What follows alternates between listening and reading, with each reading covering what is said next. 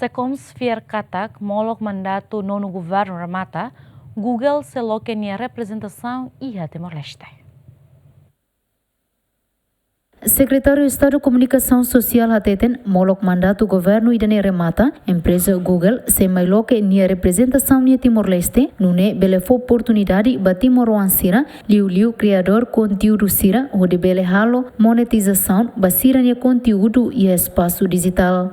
Google será o que representação nia Timor-Leste tamba país ne, será o preenche requisitos importantes rua macanesan, velocidade de internet ne belais, no conhecimento ba literacia mediática ba mahotu. Governante ne atu assunto refere a foi no encontro o criador conteúdo Timor-Sira e a terça ne. Tu irá nia expectativa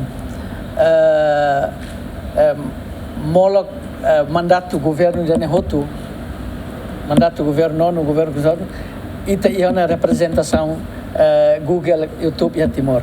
Também requisitos nebe que stira russo ne maka velocidade internet também ita agora ia na fibra ótica nebe rotuana instalação rotuana conexão a rua laudarão e quando atu usana ne significa que tem internet ne velocidade macas. E segundo uma literacia mediática, né?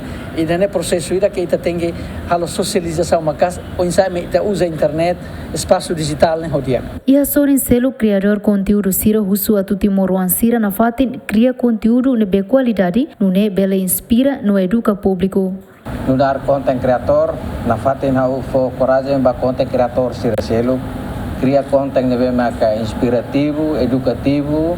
Label Hanoi ba osan mabe tenga hareba nia qualidade atu nune parte governo makhare itania criatividade hirak nemos sira label turno no pre. Oras ne dadão criador conteúdo Timor-Sira se hasoro desafio e espaço digital tamba representação Google se dá o que existe a Timor-Leste nune dificulta Timor-Sira hodi halo monetização basira nia conteúdo.